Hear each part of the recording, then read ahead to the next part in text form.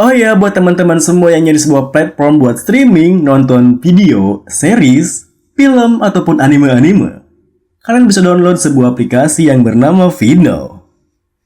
Langsung gaskin aja ya di link yang Mamang cantumin di deskripsi. Oke, lanjut.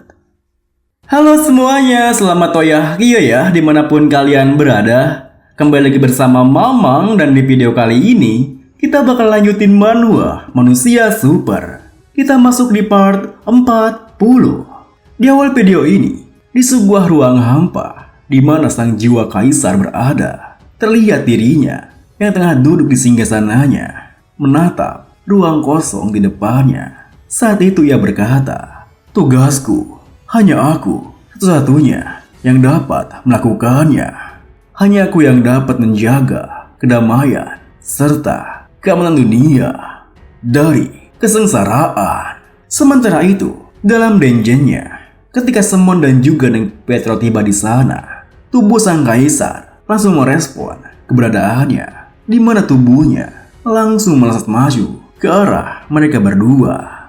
Melihat hal itu, Semon pun yang merasa tertekan dengan auranya berkata, sesuai dugaan, meski cuma cangkang saja, tapi tekanannya itu tidak main-main."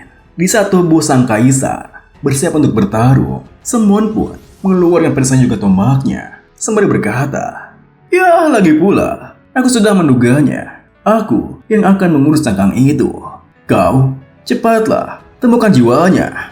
Mendengar perintahnya, Neng Pietro pun mengangguk membalas, "Baik, akan kutemukan secepatnya." Dengan begitu, di saat Neng Pietro melipir untuk mencari jiwa sang kaisar, Semon dan juga tubuh sang kaisar kini bertarung dengan sangat cepat. Saat itu, saat mereka, Semon dan juga sang kaisar beradu kekuatannya, Semon berkata, sialan, dia benar-benar kuat. Mereka seharusnya membuat dia jadi lebih lemah, bukannya malah jadi terlalu kuat begini." Melihat pergerakan Semon yang mulai pertarungannya, Neng Pietro pun kini menggunakan skillnya. "Ya, aku juga punya pekerjaan yang harus kulakukan." Dengan menggunakan skillnya, Neng Pietro pun memasuki ruang hampa di mana jiwa-jiwa yang sebelumnya belum naik ke surga. Sembari mencari keberadaan jiwa kaisar, Neng Pietro bergumam, "Kaisar, seseorang yang menolak kematian dan tak ingin melepaskan kehendaknya. Seseorang yang jahat dan percaya bahwa dirinya benar tanpa keraguan sedikit pun." Ketemu. Di saat Neng Pietro menemukan jiwa sang kaisar, jiwa sang kaisar yang kini juga melihatnya langsung bertanya, "Woi, siapa kau?" Neng Pietro pun membalas, "Aku adalah penerusmu dan aku datang untuk merebut tubuhmu kembali."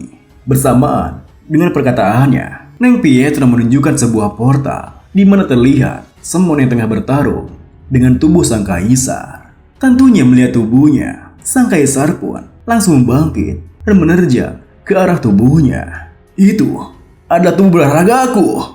Melihat pergerakannya, Neng Pietro pun berteriak, "Menjauhlah, Semonyop!" Namun belum sempat Semonyop bergerak menjauh dari tubuh sang kaisar, tiba-tiba saja tubuh sang kaisar kini telah kembali bersatu dengan jiwanya, yang mana membuatnya bersinar keemasan sangatlah terang. Namun untungnya, Semon masih cukup jauh untuk dapat menerima efek yang terjadi akibat benturan jiwa sang kaisar yang telah kembali ke tubuhnya, yang mana membuat tanah sang yang dipijaknya hancur lumayan dalam. Melihat perubahan itu, Semon pun berpikir, "Gila, kalau aku telat bereaksi sedikit saja, aku pasti sudah mati tanpa bisa melakukan perlawanan." Kini Neng Pietro pun mendekat ke arah Semon, yang membuatnya berkata, "Hei, apa kau berhasil?" Neng Pietro pun membalas, "Ya, seperti yang kau lihat." Di saat mereka berdua menatap sang kaisar sendiri yang kini telah bersatu kembali dengan tubuhnya, seketika berkata, "Aku telah kembali. Aku telah kembali. Aku tak bisa merasakan para pengikutku dimanapun. Apa itu artinya? Tidak ada pasukanku yang tersisa. Dan aku melihat wajah yang tidak asing." Di saat sang kaisar menatap ke arah Semon, Semon sendiri memalingkan wajahnya berkata, Kau pasti salah orang. Sembari mengingat pertempurannya dahulu, sang kaisar berkata, aku ingat dengan jelas bagaimana kau menusuk tenggorokanku. Aku juga ingat ketika kau musnahkan semua pasukanku. Mendengar hal itu, Semon pun langsung menyangkalnya. Woi, sudah jelas kau pasti salah orang. Tentunya, sang kaisar tahu akan hal itu dan dia melanjutkan. Ya, bagus sekali. Di antara para manusia yang bagaikan serangga, kau satu-satunya yang mampu mengalahkanku. Aku sangat-sangat senang sampai ingin merobekmu hingga berkeping-keping. Tapi ini situasi yang sedikit aneh. Seorang pria badut yang mengenakan cangkang manusia bersama dengan pria yang telah membunuhku. Bagaimana bisa kalian menghidupkanku kembali? Mendengar hal itu, Neng Pietro membalas, aku ingin menanyakan sesuatu. Mendengar perkataannya, sang kaisar langsung membalas, pertanyaanmu itu, apakah itu mengenai sejarah yang hilang? Tentunya, perkataan sang kaisar membuat Neng Pietro tersentak kaget. Melihat responnya, sang kaisar melanjutkan, kau terus mengulang kesalahan yang sama, yaitu menyembunyikan sejarah yang tidak benar. Kata-kata like of beningings harus selalu benar, jadi mereka menghapus yang salah secara diam-diam. Ketika luka telah membusuk dan bernanah, maka baru pada saat itu kalian ingin tahu sejarah masa lalu. Menyedihkan, sungguh menyedihkan. Sudah kuduga, dominasiku adalah satu-satunya jawaban untuk kalian. Sang penyelamat yang akan menghentikan kesengsaraan. Hanya satu-satunya yang bisa menulis sejarah yang tidak terlupakan. Mendengar hal itu, sang ratu yang tengah memantaunya dari layar di luar hanya terdiam menatapnya. Meski begitu, Neng Pietro yang kini menggunakan auranya menatap sang kaisar membalas. Tapi sekarang, kau tak lebih dari sekadar sejarah yang terlupakan. Masa hidupmu sudah berakhir. Saat ini, kau hanyalah monster yang menggila dengan kekuatannya dan membantai 10.000 rakyatnya sendiri. Namun, perkataan Neng Pietro nampaknya memancing emosi sang kaisar. Hingga sang kaisar pun langsung melesat ke arahnya berkata, tunggu, kau masih bisa cerewet meskipun kau sudah diambang kematian. Untungnya, pedang sang kaisar tak bisa menyentuh Neng Pietro karena Semon telah menahannya dengan perisainya. Saat itu, Neng Pietro dengan datarnya berkata, kami harus mengetahuinya. Sejarah masa lampau yang telah terlupakan, kesengsaraan yang akan menimpa kita. Tanpa memedulikan Semon yang menahan serangannya hingga sangat tertekan, sang kaisar menimpali.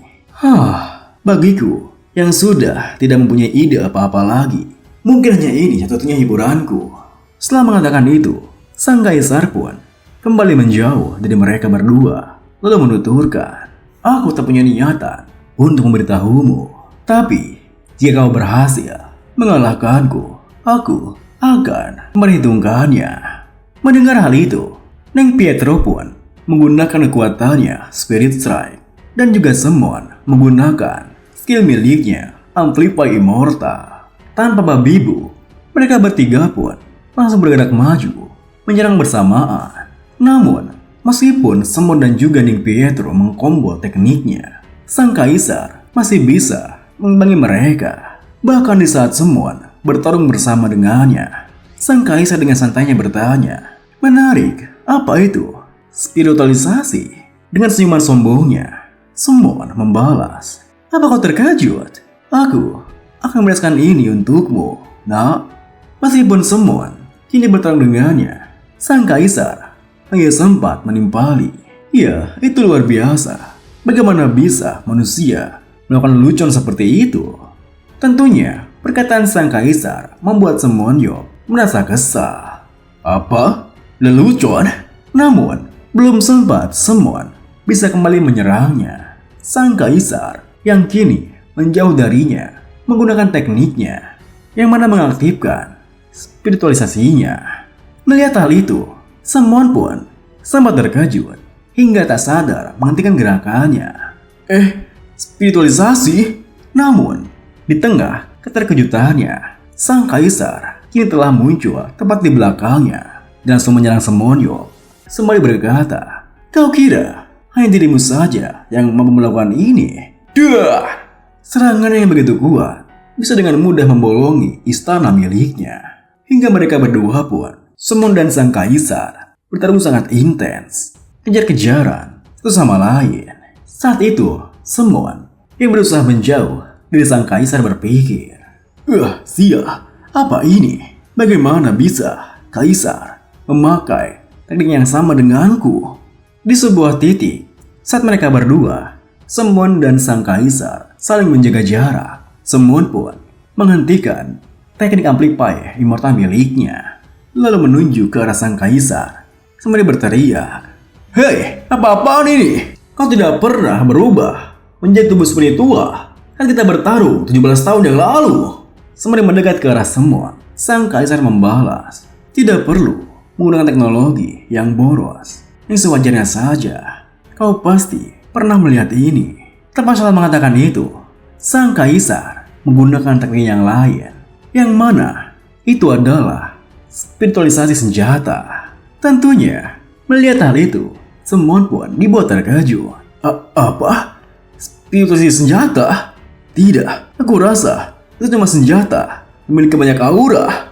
Namun di saat Semon terkejut akan hal itu, tiba-tiba saja sang kaisar telah muncul tepat di depannya. Meski begitu, Semon langsung refleks menggunakan perisainya untuk menahan serangan pedang sang kaisar. Namun sayangnya, perisainya tak lagi mampu menahan damage sang kaisar, hingga perisainya pun telah terbelah dua. Seketika itu juga, pedang sang kaisar melesat masuk, membidik ke leher Semon. Untungnya, saat Semon terpojok, Neng Pietro berteriak, "Semonyo, menunduk!" Namun sayangnya, meskipun Neng Pietro telah meneriakinya, pedang sang kaisar lebih dulu menancap di leher Semon, hingga Semon pun telah mati dalam dingin battlefield-nya. Tak berselang lama setelah kematian Semon, Neng Pietro pun ikut mati di sana. Setelah mereka berdua meninggalkan dungeon-nya, sang kaisar yang merasa aneh bergumam, ini aneh. Aku tidak merasa seperti baru memotong sesuatu. Apa ini karena aku adalah seorang pemimpin dan tidak memiliki tubuh fisik? Atau mungkin, apakah ada hal lain yang tidak aku ketahui? Sementara itu, di gubuk sang ratu, ketika Semon dan juga Neng Pietro kembali ke tubuh asli mereka, Semon yang merasa begitu kesal membanting helm battlefield-nya. Sialan! Kaisar bajingan! Apa dia melakukan hal yang sama lagi? Tentunya, kekesalan pun juga terjadi di Neng Pietro. Aku juga dikalahkan dengan mudah. Jika aku bisa memanggil spirit tingkat tinggi, aku pasti bisa menyerang balik. Melihat tengah mereka berdua yang frustasi, sang ratu pun langsung menghiburnya. Hei, udah, jangan terlalu kecewa. Kita sudah menemukan banyak hal. Contohnya adalah sang kaisar tahu mengenai suara serta kekacauan itu. Mendengar perkataannya, Semon pun membalas, ya, mungkin aku cuma agak jengkel karena Sok setelah mati dan hidup kembali. Tapi kurasa akan ada sesuatu yang terungkap kalau aku terus bertarung sampai aku merasa lebih baik. Neng Pietro menambahkan, aku setuju. Ayo kita coba lagi. Bukannya aku segitunya ingin menghajar dia sih. Mendengar perkataannya, Semon pun yang kini bersemangat kembali berkata, bagus, mari kita bersiap dan masuk kembali. Saat kemudian, di waktu istirahatnya, di mana Neng Pietro tengah duduk di hamparan taman bunga, Semon mendekat ke arahnya bertanya, Hei, High Priest, apa kau tahu? Dengan juteknya, Neng Priest membalas, apa Anda? Semon menjelaskan, setelah aku mengalahkanmu di final dungeon, dunia itu runtuh dan monster-monster mulai berkerumun. Tidak ada tempat untuk melarikan diri. Jadi kematianku itu sudah pasti. Aku tidak punya pilihan lain pada saat itu. Aku tidak punya penyesalan dalam hidup. Dan aku benar-benar berjuang seperti orang gila. Ya, cuma itu yang bisa kulakukan. Tapi perasaan yang aku rasakan pada saat itu bukanlah keputusasaan. Sebaliknya, itu menyenangkan. Karena aku bisa bertarung sampai detik-detik terakhirku. Di mataku, kaisar itu sama seperti aku. Dia ingin terus berjuang sampai dia merasa puas.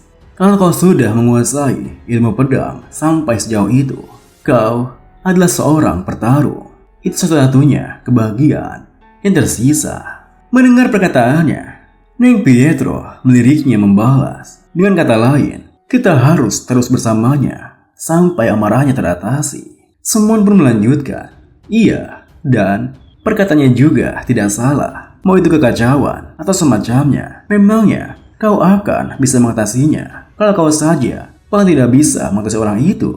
Namun, saat Neng Pietro akan menjawab, tiba-tiba saja sang ratu keluar dari ruangannya dan berkata, Tuan Semonyo, prioritas utama kami adalah mencegah kekacauan terjadi dengan menghentikan High Priest pertama dan juga suaranya. Mendengar hal itu, Semon pun tersenyum ke arahnya, membalas, aku tahu kok, siapa yang tidak tahu, tapi segala sesuatu di dunia ini selalu berjalan sesuai dengan apa yang kita inginkan, bukan? Aku bukan melakukan ini karena ingin melawan kekacauan itu sekarang juga. Bagaimanapun, kita harus berjuang semaksimal mungkin supaya si kasar itu mau mengatakan apa yang dia tahu. Beberapa saat kemudian, Neng Pietro dan juga Semon pun kini masuk kembali ke Dungeons Mankind Store. Tentunya, kehadiran mereka berdua yang datang kembali ke dungeonnya membuat sang kaisar langsung berkata, aku memang merasa ada yang aneh setelah memotong kalian, dan kalian pun kembali lagi ke sini. Trik apa yang kalian gunakan? Dengan tingkah sombongnya, Semon pun tersenyum berkata, ini namanya virtual reality. Dasar kau mayat yang hidup lagi. Mendengar hal itu, Neng Pietro menatapnya datar sembari bergumam, kita kan juga hidup lagi. Meski begitu, Neng Pietro menyampingkan hal itu dan ia pun langsung bersiap menggunakan tekniknya. Kali ini kau akan kami kremasi. Melihat tingkah mereka berdua yang sangat serius dengannya, sang kaisar pun berlari menerjang ke arahnya sembari berkata, bagus, cobalah kalau kau bisa. Dengan begitu, mereka bertiga pun kembali bertarung dengan sangat serius. Bahkan membuat Semon tak mampu bergerak banyak dan hanya bisa menahan serangan demi serangan yang dilancarkan oleh sang kaisar. Saat itu, dikala Semonyo telah menahan serangan sang kaisar yang bahkan membuatnya mundur, ia berpikir, kenapa serangannya begitu berat? Kalau aku tidak memfokuskan auraku untuk bertahan, tombak dan tamengku pasti akan langsung hancur. Dasar kaisar asu. Melihat Semon yang menatapnya dengan tajam, sang kaisar pun merodongkan senjatanya, menuturkan, apa kalian pikir kalian bisa menang hanya dengan berlarian seperti itu? Bukankah kalian ingin menanyakan sesuatu? Tepat setelah sang kaisar mengatakan itu, Semon berteriak membalas, ya, itu benar, bajingan. Di saat sama berteriak, tiba-tiba saja Neng Pietro muncul di belakangnya dan langsung menyerang sang kaisar menggunakan tekniknya Spirit Strike. Di saat serangan Neng Pietro melesat maju ke arah sang kaisar, Semonyo memperhatikannya dengan sangat tajam sembari berpikir, aku tidak ingin terluka kalau saya ada celah. Sementara itu, sang kaisar sendiri yang kini terdiam menunggu serangannya datang langsung menggunakan pedangnya sembari berkata, menarik. Tanpa kesulitan yang berarti, sang kaisar dengan mudah menghalau serangan Neng Pietro hingga di sebuah titik. Setelah ia berhasil menangkis semua serangan Neng Pietro, tiba-tiba saja Semonyo muncul tepat di depannya dan langsung menghujamkan tombaknya tepat di kepalanya. Namun sayangnya, dugaan Semon melenceng jauh karena tombak miliknya ditahan dengan mudah oleh pedang di tangan kanan sang kaisar. Pujilah aku. Setelah mengatakan itu, sang kaisar bergerak maju melewati Semon sendiri dan langsung menghabisi Neng Pietro. Itu masih belum cukup. Tentunya, Semon pun yang menghentikan langkahnya langsung berbalik ke belakang dan melihat jika Neng Pietro telah mati di belakangnya. Sialan! Dan di saat Semon melihat ke arah Neng Pietro, tiba-tiba saja sang kaisar berbalik ke arahnya. Menerjangnya berteriak, "Susun ulang rencana kalian."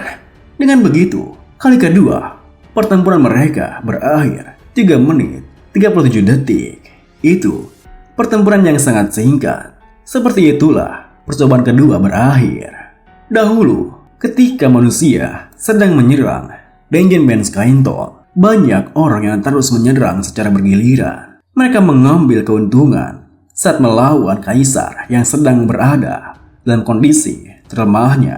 Saat ini sang kaisar tengah berada dalam kondisi primanya, dan mereka hanya melawannya berdua saja. Bahkan bagi Semonyop sekalipun, dia bukanlah lawan yang mudah. Bukan karena masalah strategi, tapi karena masalah perbedaan spek sebagai ras murni. Perbedaan tersebut jauh melampaui perbedaan antara orang dewasa dengan bayi. Jauh melebihi itu. Meskipun demikian, pertarungan terus berlanjut. Percobaan ketiga berakhir dalam waktu 5 menit 8 detik. Percobaan keempat berakhir 6 menit 16 detik. Percobaan kelima berakhir 6 menit 11 detik. Percobaan keenam berakhir 9 menit 41 detik. Semua percobaan itu membuat Semonyop tentunya merasa kesal setengah mati. "Bangsat, ini menjengkelkan." Bahkan yang Pietro kini terlihat putus asa hingga ia bergumam, "Ini tidak akan berhasil. Spirit Strike-ku tidak punya kekuatan. Spirit yang bisa memanipulasi dengan tubuh manusia benar-benar lemah." Semonyop, apa kau mendengarkan? Semon sendiri tiba-tiba terdiam, lalu berkata, "Apa aku bisa melakukan itu juga?" Mendengar perkataannya, Neng Pietro bertanya, "Hah? Apa yang kau maksud?" Semon pun meliriknya, menimpali, "Itu spiritualisasi senjata." Neng Pietro menjawab, Itu, entahlah." Melihat responnya, Semon bertanya, "Kau tidak tahu? Bukannya itu teknik yang umum di duniamu?" Neng Pietro menjelaskan, "Aku tahu lebih banyak tentang tubuh spiritual daripada kau. Kamu tidak menggunakan senjata. Jadi ini pertama kalinya aku melihat yang seperti itu. Bagaimana kalau kau bertanya langsung kepadanya saja?" Dengan wajah terkejutnya, Semonyop membalas, "Memangnya kau pikir dia akan mengajariku kalau aku bertanya?" Neng Pietro melanjutkan, "Bukannya kau yang bilang sendiri bahwa sang kaisar ingin terus bertarung tanpa henti? Pikirkan saja, apa yang akan kau lakukan jika kau berada di posisinya?" Mendengar alasannya, Semonyop pun merasa itu masuk akal. Hingga ia menjawab, "Oh, manuk akal." Dengan begitu, mereka berdua pun kembali melanjutkan percobaannya hingga 7. Namun, di saat mereka berdua telah tiba dalam dungeonnya, di saat sang kaisar ingin menantangnya, "Ayo, mari bertaruh." Tiba-tiba saja Semon melemparkan perisainya, berteriak, "Wahai bajingan!" Tentunya sikap Semon seperti itu membuat sang kaisar merasa kebingungan. Apa yang sedang kau lakukan? Apa kau sudah mencapai batas kesabaranmu karena kau tidak dapat mengalahkanku?" Semon pun yang kesal menunjuknya berkata, "Bukan, sialan. Bagaimana kau melakukannya?" Dengan perasaan bingungnya, sang kaisar kembali bertanya, "Apa? Itu lucu. Apa kau memintaku untuk mengajarimu?" Semonyop yang terlanjur jengkel pun kini melupakan rasa malunya dan ia berteriak, "Iya bangsat, ini sudah bukan pertunangan lagi. Ajari aku, mumpung aku masih bicara baik-baik." Sang kaisar pun dengan datarnya berkata, "Daripada kau terus-menerus memikirkan hal semacam itu, bukankah kau akan mengerti kalau kau berusaha lebih keras?" Semonyop pun kini menggunakan amplifier mentalnya, di mana ia telah masuki spiritualisasinya. "Kalau kau tidak ingin mengajariku, ya sudah, bajingan." Namun tiba-tiba saja, sang kaisar menunjuknya, berkata, "Jatuhkan tombakmu."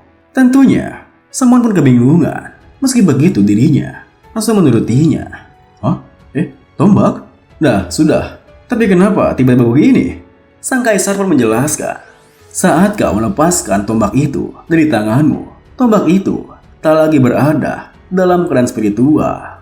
Mendengar hal itu, Semon menatap ke arah tombaknya yang kini tergeletak di tanah, lalu berkata, Kau benar. Kalau tidak menyentuh tubuhku, itu tidak termasuk ke dalam tubuh spiritual." Sembari menunjukkan teknik miliknya, sang kaisar menuturkan, Iya, itulah prinsipnya. Berpikirlah yang sebaliknya. Jadikan tombak itu sebagai tubuh spiritual dan pisahkan tubuhmu darinya. Itu saja. Tapi tak peduli seberapa banyak kau tahu cara menggunakan spiritualisasi, akan sulit untuk mempelajarinya dalam semalam saja. Semon pun kini mencoba teknik itu lalu berkata, Hei, kau tidak membohongiku kan? Sang Kasyan membalas, masih sudah kuajari, kau masih belum puas? Dasar kau orang bodoh yang tidak tahu bersyukur.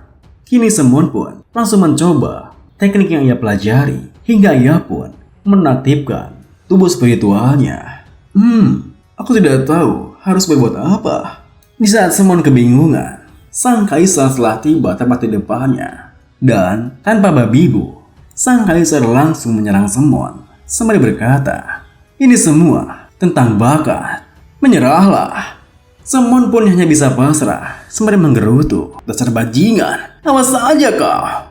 Dengan begitu, percobaan ketujuh berakhir dengan waktu 5 menit 3 detik. Saat Semon kembali ke gubuk sang ratu, sang kaisar berkata, aku sudah memberitahumu segalanya. Aku tak sabar menantikannya. Apakah kau dapat keluar dari cangkang itu atau tidak? Tidak akan lama lagi sampai pertempuran berikutnya terjadi. Dan video ini pun diakhiri dengan perasaan jengkelnya. Semon pergi keluar ke padang bunga lalu mencoba latih tekniknya sembari berpikir. Pertama-tama dimulai dari spiritualisasi sebagian dulu. Persempit ruang lingkup spiritualisasi dimulai dari jari kaki. Aku pasti bisa melakukannya, kaisar bajingan. Terima kasih buat teman-teman semua yang udah nonton. Mohon maaf jika ada salah-salah kata atau pengucapan Mamang yang kurang jelas. Sampai jumpa di video berikutnya.